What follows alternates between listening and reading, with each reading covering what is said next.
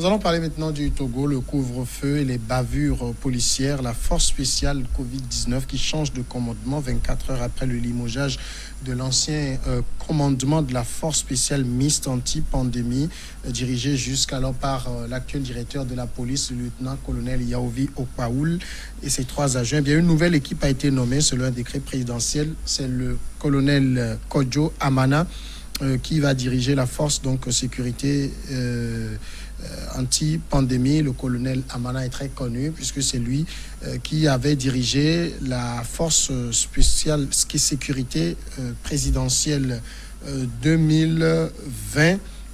Firmin, d'abord, ce changement de commandement, le gouvernement ne s'en est pas caché. Il y a eu beaucoup d'actes de bavure.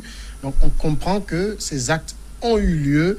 Ça montre que c'est ces forces qui gèrent cette période de couvre-feu font preuve de peu de professionnalisme. Non, mais même avant d'en arriver là, je l'ai dit ici que c'est comme avec la pandémie, le gouvernement est beaucoup plus attentif à ce qui se passe. Par exemple, quand vous suivez tout d'abord le discours du président de la République, du premier, c'est ça, non, c'était le 1er avril. Vous voyez toutes les mesures proposées par les citoyens à l'époque ont été prises en compte dans son discours. Ça veut dire le hit démocratie est en train de marcher. Et aujourd'hui, quand on voit tout ce qui est en train de se passer, où les gens se plaignent avec ces bavures policières, avec des morts, avec des blessés, tout ce que les gens racontent ou déplorent sur les réseaux sociaux, et aujourd'hui, la réponse immédiate, c'est le changement de commandement. Ça veut dire que le gouvernement togolais est attentif. C'est un peu surprenant, quoi. C'est-à-dire, le gouvernement avec cette crise-là, le gouvernement est beaucoup plus attentif. Ça, c'est déjà quelque chose de bon. Si dans d'autres crises ou dans d'autres situations, le gouvernement pourrait être attentif comme ça ferait du bien à la population. Et ça engendrerait le bien-être de cette population-là. Mais l'autre chose, ça veut dire simplement que le commandement ancien a manqué à certaines choses. Il y a eu peut-être, bon, je ne dirais pas peu de professionnalisme, peut-être... puisqu'on n'a pas encore fait toutes les enquêtes, peut-être on n'a pas pris la situation avec toute la mesure, peut-être avec tout le sérieux qu'il fallait. Quand vous dites qu'on n'a pas fait toutes les enquêtes et qu'on change de commandement, c'est qu'on s'est rendu compte de quelque chose. Oui, on s'est rendu compte de quelque chose, mais il n'y a pas encore de résultat. Peut-être le sommet s'est dit, mais pourquoi tant de cris? Pourquoi il y a tellement de choses comme ça?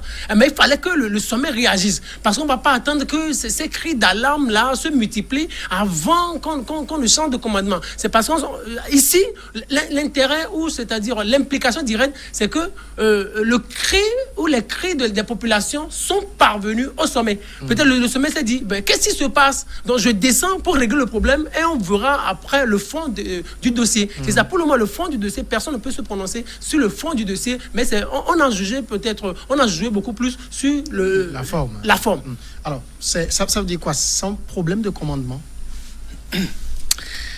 Alors, d'abord, c'est l'une des rares fois où une décision aussi importante a été prise dans le cadre des bavures commises par une force mise en place pour diriger un couvre-feu pendant la crise sanitaire que traverse notre pays. C'est l'une des rares fois, je le rappelle très bien. Il s'est passé des cas plus graves que ça, mais il n'y a pas eu... le commandement n'a pas été démis de ses fonctions. Donc en cela, je félicite le gouvernement pour avoir eu le courage de prendre cette décision de faire démettre le commandement de la FOSAP, c'est ça. Voilà, de cette force qui a été créée à la suite du discours du chef de l'État. Alors, votre question, c'est est-ce la faute? C'est un problème de commandement? Malheureusement, non. Mais c'est le commandement qui paye les pots cassés. Parce que moi, je vois très difficilement le colonel Okpaoul dire à ces éléments aller faire des bavures. Parce que chaque fois qu'ils sortent, on leur dit soyez professionnels. C'est ça l'armée, malheureusement, dans tous les pays. C'est ça l'armée, c'est le commandement qui est puni, qui est démis de ses fonctions parce que les résultats auxquels on s'attendait ne sont pas le rendez-vous. Voilà. Et donc, on ne va pas aller démettre tous les gendarmes un à un. on va parler d'émettre tous les policiers un à un. C'est comme c'est le chef qui est comptable, quoi. Vise le sommet. Le sommet, ici, c'est Okpaoul, c'est le commandement de la force. Il a été démis de ses fonctions pour répondre à une doléance, à un cri d'alarme lancé par la population. Vous savez, cette force, lors de sa création, avait une mission bien déterminée. C'est celle qui consiste à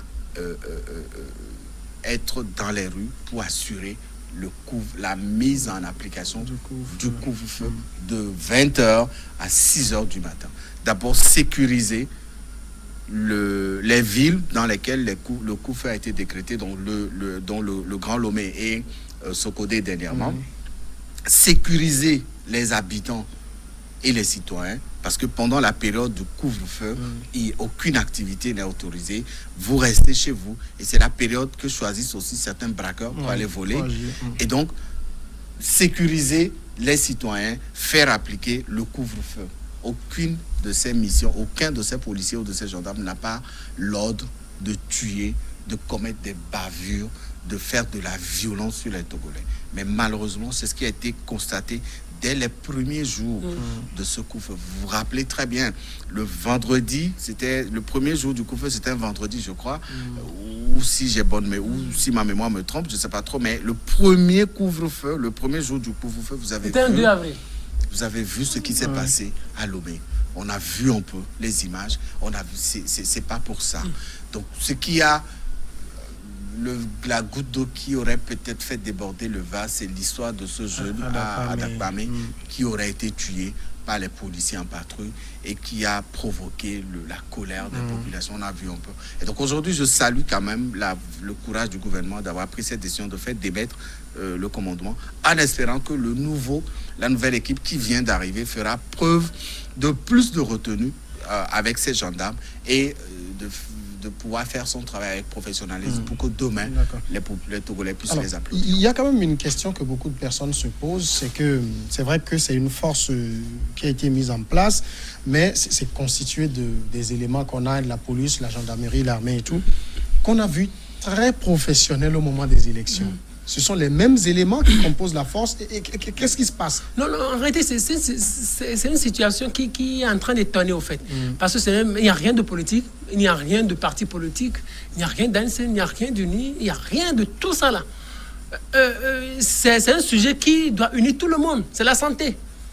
Il n'y a aucun intérêt politique dans cette aventure. Par exemple, au niveau en période électorale, on peut dire oui, peut-être des jeunes en train de manifester ou en train de troubler l'ordre public. Mais ici, il n'y a rien eu de tout ça. Mais je pense que ce n'est pas seulement le Togo. Au Kenya, il y a eu des morts. Au Kenya.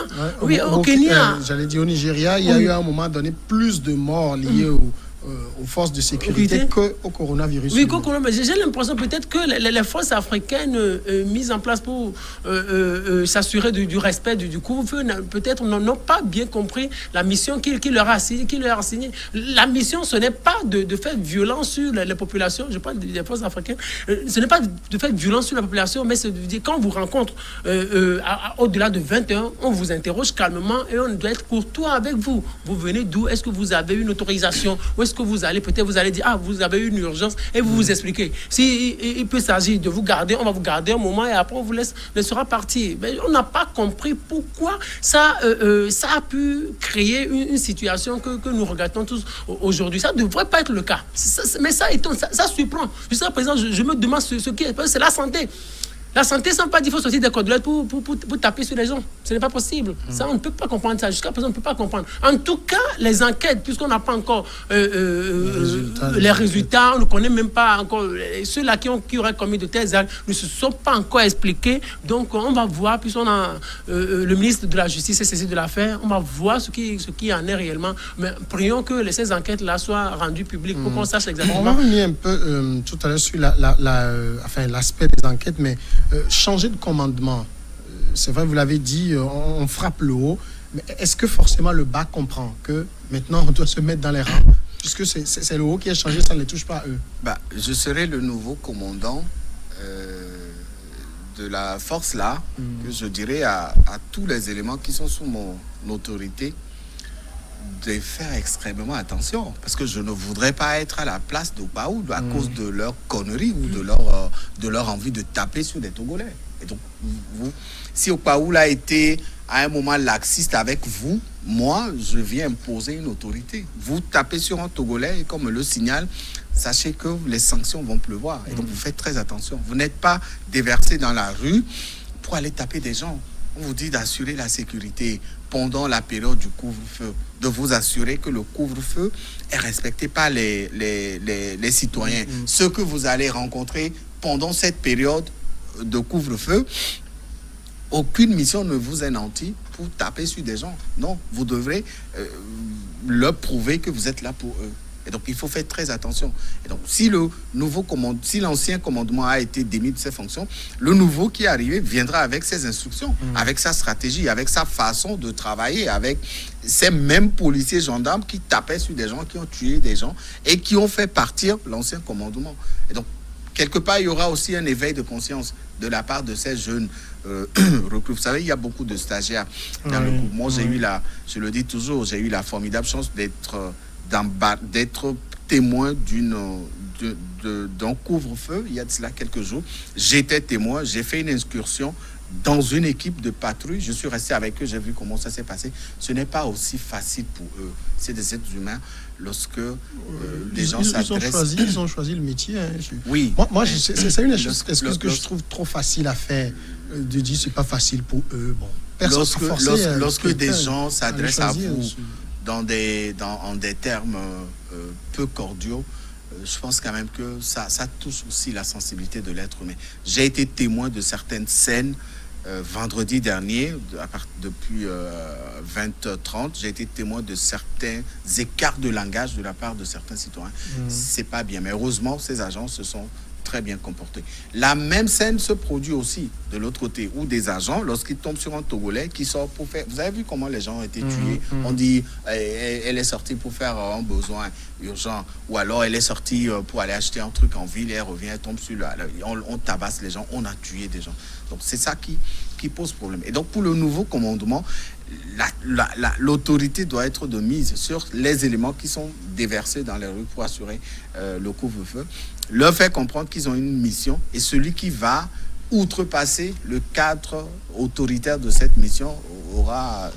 Mais David, j'ai l'impression que vous leur rappelez leur travail. C'est ce qui doit se faire normalement tous les jours. Par exemple, quand nous sommes ici sur un plateau de télévision, quand vous êtes rédacteur en chef d'une rédaction, tous les matins, quand vous venez, vous rencontrez les journalistes. Vous faites une conférence de rédaction, vous donnez des consignes, vous donnez des sujets à traiter à vos collègues. C'est pas par rapport à la journée précédente avec des remarques. Vous dites, on a eu à nous faire ces remarques-là. À l'avenir, on ne voudrait plus de cela. Je pense qu'Okpaoul connaît tout ça. Je pense qu'il devrait le faire tous les matins. Non, il doit le faire. Et je pense qu'il le faisait. Parce qu'on ne peut pas être responsable d'un corps et ne pas s'entretenir avec tout le corps tous les matins ou avant qu'il n'en aille sur le terrain. Je pense qu'ils le font. Mais la question pour moi, ce n'est pas Okpaoul, ce n'est pas dire que le chef du commandement ne rencontre pas ses collègues tous les matins ou tous les jours. Mais je me demande quel a été le problème? Parce que dire qu'ils ne se rencontrent pas, mais c'est grave. C'est grave. Je ne sais pas si vous comprenez, Samuel. Parce que c'est grave. Personne n'a dit que le commandement ne rencontre pas ces éléments. Oui, c'est quand vous dites par exemple, le nouveau, sa responsabilité c'est de rencontrer ceux-là et de leur dire oui, ce que nous avons, ou l'ancien commandement a eu à connaître, nous ne voudrons pas le connaître. C'est à titre répétitif, quoi. C'est-à-dire, on ne doit pas leur dire ça. Je ne sais pas si vous me comprenez. Non, eux ne savent que c'est comme ça doit se dérouler. Non, vous ne m'avez pas compris. Ça se faisait. Dans tout commandement, dans l'armée, ça se fait. Vous avez une équipe sous votre responsabilité. Et vous êtes le chef du commandement. Sous votre commandement, vous avez des subalternes qui ont des subalternes, jusqu'à arriver aux jeunes qui sont déversés dans les rues. Ce n'est pas les commandants qui frappent. Ce n'est pas Okpaoul qui a frappé. Ce n'est pas son subalterne direct qui a frappé. C'est les jeunes qui ont frappé. Donc, pendant la journée, il y a une période qu'ils appellent période de débriefing. Avant que la patrouille ne parte en mission, on briefe tout le monde. Ça se fait tous les jours. À l'aller et au retour. Je suis d'accord avec vous. quand les éléments sont déversés dans la rue pendant le couvre-feu, qu'est-ce qui se passe pour que le militaire, le gendarme, tue le Togolais qui est sorti pour faire un besoin urgent?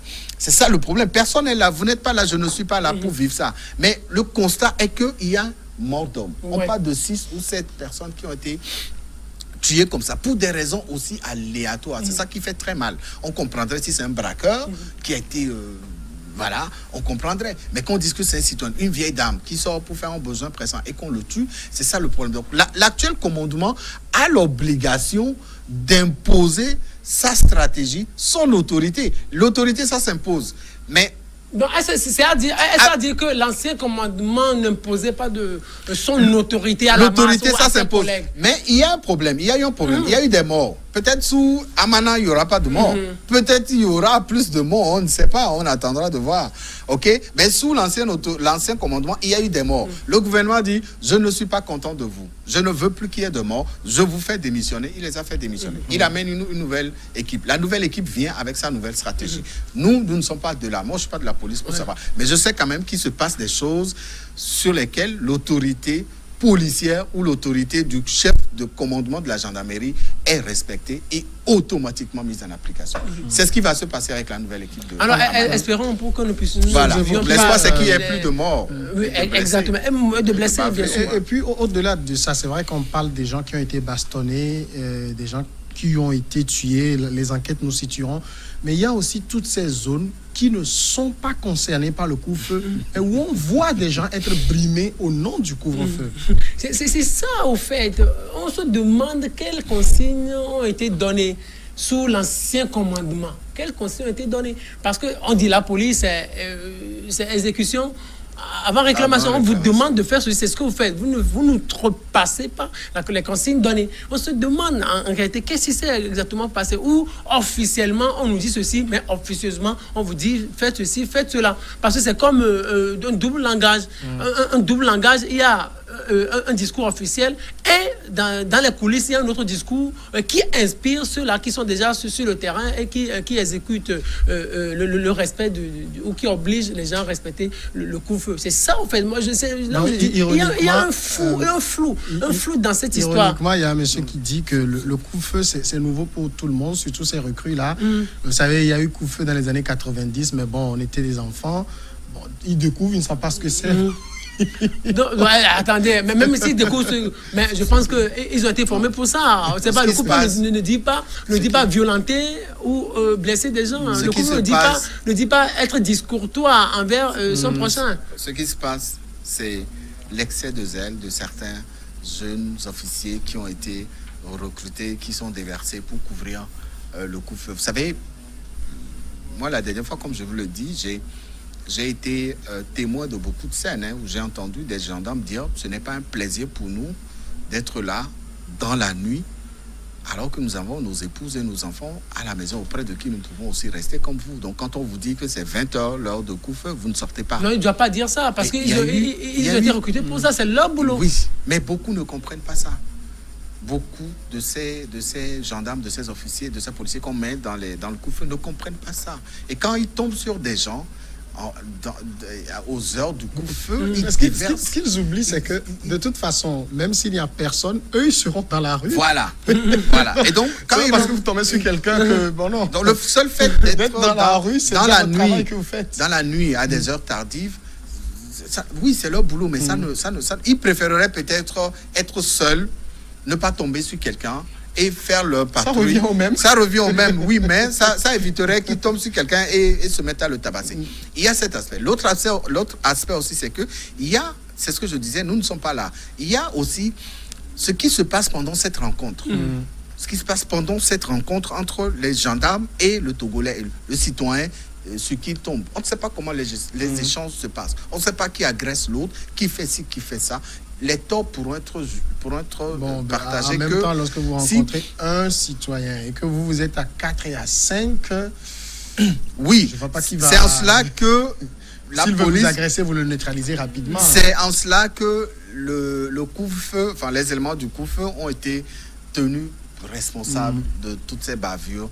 À aucun moment, ni le ministre de la Sécurité, ni le gouvernement, ni encore moins le commandement de cette force n'a dit que c'est que les patrouilleurs ont été attaqués, ont été agressés, ils ont réagi. Et dans l'obligation de réagir, ils ont peut-être tiré ou ils ont peut-être... voilà, mais pour le moment, c'est le couvre-feu, c'est l'équipe, c'est la force qui a été tenue responsable, en tout cas aux yeux de la population. On a vu ce qui s'est passé. Moi, je voudrais juste poser une question. Et c'est une question affirmative en quelque sorte. Mais est-ce qu'on ne pouvait pas éviter ce changement de commandement aujourd'hui? Lorsqu'il y a eu les premiers cris d'alarme, les seconds cris d'alarme, est-ce que le commandement en question, le commandement sortant, ne pouvait pas réagir, ne pouvait pas avoir une réaction chaude envers ces éléments pour éviter ce que nous sommes en train de vivre aujourd'hui? Qui n'ont pas réagi. Alors qu'est-ce qui a fait que... On vous dit qu'il y a des éléments incontrôlables. Ils sont toujours là. Ils sont là partout. Même oui, ils poseraient problème aussi au colonel Amana. Oui.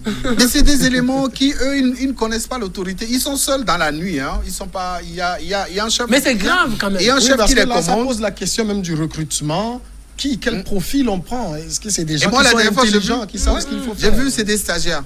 J'ai vu, c'est des jeunes stagiaires avec une petite barrette en V, certains n'en ont pas, mais ils sont sous le commandement d'un chef qui est sergent ou sergent-chef. C'est lui qui commande la zone. Ouais, vous voulez dire qu'ils ne sont pas bien formés? Ils sont bien formés, puis on les envoie sur le terrain? Non, je n'ai pas dit ça. Mais je dis, moi je ne suis pas là quand ils sont formés. Et l'armée forme ces éléments pour la discipline et l'exécution des missions qui leur sont confiées. On vous confie une mission, vous revenez avec des morts. On vous confie une mission, vous revenez avec des blessés, vous tabassez les gens, mais l'armée ne sera pas contente de vous. Et donc il faut fallait changer. Que l'armée réagisse. Voilà, il faut changer. Et ils ont changé le commandement. Mais même ce que je dis, il fallait réagir à la première ou au lendemain de la première ou de la deuxième scène. Il ne fallait pas attendre jusqu'à maintenant. C'est peut-être trop tôt pour eux. Bon, et il faut quelque chose aussi pour déclencher une raison qui fera démettre un commandement. C'est vrai qu'on l'a dit, les forces de sécurité, enfin la force, elle est en cause, mais il faut aussi que les concitoyens puissent respecter. Il y a un couvre-feu de 20h à 6h. Si vous n'avez rien à faire, ne restez pas dehors. Oui, on se demande ce que les gens font si les gens n'ont rien à faire de façon spécifique. Oui, je au Parce tourisme. qu'il faut qu'on se facilite aussi la tâche. Oui, bien sûr. Il faut que tout le monde respecte ça. Mais sauf que on peut le dire, c'est un peu difficile quand vous n'avez pas eu l'habitude, vous n'avez pas cultivé cette habitude de rester chez vous à 20h. Vous imaginez à partir de 19h, vous voyez comment ça court à l'homme partout. Tout le monde veut rentrer chez lui. Même au niveau des feux tricolores, tout le monde vieux, vous restez. On dit, mais allez-y, bientôt 20h, tout ça. C'est une nouvelle habitude qu'on est en train d'acquérir. Ce n'est pas facile. C'est pas facile. C'est pas facile. Il y a des urgences. Il y a des gens qui ne sortent pas au-delà de 20h pour ne serait-ce qu'un plaisir. Non. Mais ceux-là qui n'ont rien à faire, ils peuvent rester chez eux. À partir de 20h pile, ils restent chez eux et puis on se facilite la tâche et on n'aurait pas tout ça là. Parce que ce n'est pas ça, quoi. Aujourd'hui, le Togo est en train de vivre un certain décollage économique. On vient de faire les élections. Maintenant, il faut beaucoup travailler pour pouvoir relancer le pays. Ce n'est pas avec cette histoire de droits de l'homme, violation des droits de l'homme, qu'on va encore étiqueter le Togo. On peut éviter facilement ça. Et la force anti-pandémie aura sa responsabilité, va assurer sa responsabilité en tout sérieux, et aussi les concitoyens auront leur responsabilité de respecter le couvre-feu. Les citoyens respectent le couvre-feu à Lomé. Ils le respectent. Moi, j'ai vu. Si vous sortez à 20h, faites l'expérience, sortez dans la rue, vous ne verrez personne. Vous ne verrez pas de circulation, pas de voiture, pas de moto, pas de piétons. Sauf certains qui, pour des raisons de force majeure. Moi, je le disais, je parle sur des preuves. Vendredi, j'étais dans une immersion avec une équipe de la patrouille. J'ai vu ce qui s'est passé. Tous ceux qui ont été arrêtés, soit revenaient du bureau tardivement et ont un laissez-passer, ou alors sont sortis pour une urgence. Une dame était sortie, elle a été arrêtée parce qu'elle allait payer des médicaments pour son fils qui est diabétique. Et elle a justifié avec le reçu de la pharmacie et les produits qu'elle avait achetés. Il y en a qui, pour des raisons qu'on ne maîtrise pas, nous sommes des êtres humains, nous avons des besoins, nous avons des envies, se sont fait aussi arrêter par la patte. C'est ici, juste à côté, à Tortue Total ici. Et j'ai été très content d'avoir été témoin de tout ça. Donc, c'est pour dire que les Togolais respectent le couvre-feu. Ceux qui étaient arrêtés, ils étaient à peine une trentaine. Par rapport à la grosse population du quartier de Tortue, par exemple, quand je prends le nombre d'habitants du quartier, vous verrez que le respect du couvre-feu est fait par l'ensemble de la population togolaise, enfin, pour la population du Grand Lomé en tout cas. Parce que les nuits, quand vous sortez, il n'y a personne. Oui. Ceux qui sortent, c'est pour des cas de force majeure. C'est pour une raison bien précise. D'accord. Firmin, ouvrez rapidement cette parenthèse sur ces enquêtes. Il faut qu'elles aboutissent. C'est comme ça devient une tradition au Togo où la plupart des enquêtes, on ne connaît pas. On les ouvre, mais on ne les ferme jamais. On ne ferme jamais. Le ministère public va faire ceci, mais la justice va faire ceci. Mais pour ceci, puisqu'il y a une certaine transparence depuis le début de cette crise sanitaire où la population lance un cri, le gouvernement répond facilement. Donc, on demanderait que ces enquêtes, lorsqu'elles vont commencer, alors qu'elles aboutissent et que les résultats soient rendus publics. On ne voudrait pas qu'on nous cite des non, mais qu'on nous dise en réalité, c'est ce qui a été, telles ont été les raisons, et ceci, et tel nombre de personnes ont été interrogées. C'est ce que le Togolais voudrait avoir pour apaiser un peu les cœurs, pour qu'on soit situé, pour qu'à l'avenir, qu'on sache comment se comporter. Surtout concernant des éléments de la force sécurité qui sont mis en cause, les gens sont dubitatifs chaque fois qu'on leur dit il y a eu des sanctions internes. Il faut aussi véritablement peut-être rendre public pour que les gens sachent que on a abouti, les enquêtes ont abouti, on a sanctionné. Oui, pour une fois, on leur accordera le bénéfice du doute. Mais je compte quand même sur le pragmatisme du ministre de la Sécurité, le général Lia, qui s'y met, qui fait beaucoup depuis le début de cette crise. Pour trouver